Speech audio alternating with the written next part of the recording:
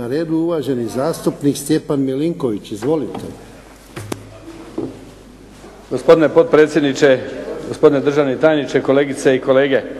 Pa prije 2 mjeseca smo u ovom Visokom domu raspravljali o zaštiti pučanstva od zaraznih bolesti i onda smo rekli da pozornost javnosti nije tako jako usmjerena na zarazne bolesti u ovo novije vrijeme kada eto kardiovaskularne bolesti i maligne ubiru svoj danak. Ali nije trebalo dugo čekati da se javnost itekako senzibilizira, samo je dovoljno spomenuti H1N1 i čuli ste i vidjeli proteklih dana kako se čudo dogodilo, a i zaradili su neki prilično velike količine Tamiflua su otišle. No naravno ne pada mi ni na kraj pameti da nastojim umanjiti opasnost od H1N1 i ove bolesti, da je se nešto u našoj sredini to pojavilo. Zasigurno smo mi danas ovdje bili sa onim maskama, ali možda ne bi čak ni sjednice bilo. Ali evo i u tim okolnostima nekako zarazne bolesti iako nisu u žiži javnosti, evo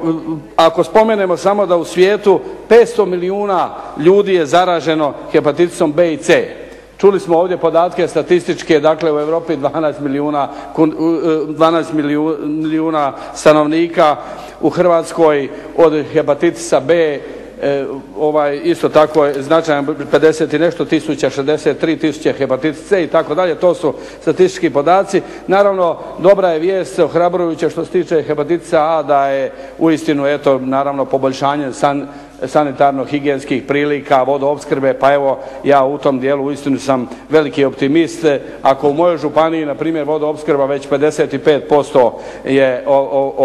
opskrbe pučanstva zadovoljava, to je uistinu dobar rezultat i naravno i drugim svim sredinama, naravno i otpadne vode isto u tom dijelu zasigurno doprinose dakle tim prilikama i možda je taj sad hepatitis A nije toliko bitan. Ali u ovim okolnostima hepatitis B zasigurno smo čuli da cijepljenje je doprinijelo i smanjuje se broj novooboljelih svake godine i u tom dijelu cijepljenje evo kao i u mnogim drugim zaraznim bolestima daje i treba i na ovom mjestu odati priznanje svima onim koji to provode i koji rade taj posao, naravno i u ovom konkretnom slučaju tako, ali zasigurno danas je možda hepatitis C evo u žiži i rasprave i naravno i ove rezolucije, oba dva naravno i B i C, ali bih ja želio istaknuti još ovdje da je potrebito istaknuti još neke osim naravno Odbora za zdravstvo i struke svih uvaženih stručnjaka, pa i udruge i one su pozvane i dale su svoj doprinos, pa je potrebito na ovom mjestu spomenuti i udrugu Hepatos, udrugu oboljelih i liječenih od hepatitisa, pa i Savez oboljelih od hepatitisa u našoj zemlji u Europi, ELPA, ova udruga koja je zasigurno daje svoj doprinos na neki način senzibiliziranju javnosti i tako dalje i daje svoj doprinos u pomoći glede dakle i smanjenja broja oboljelih i u tom dijelu, jer ako spomenemo da je moguće, ako se to na vrijeme otkrije, da je moguće dakle uz ove načine liječenja 50 do 90% dakle izliječiti, to je zasigurno jedan dobar pokazatelj. Prethodnici su uistinu rekli puno i u samoj rezoluciji sve potpuno razvidno, dakle sve je toliko razvidno da ne treba ponavljati još jedanput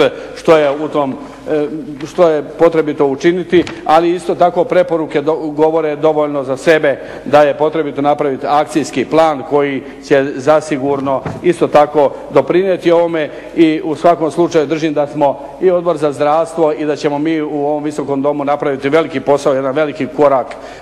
ka rješavanju ovoga velikog zdravstvenog problema. Evo pa u tom dijelu potpora naravno ovoj rezoluciji. Hvala lijepo.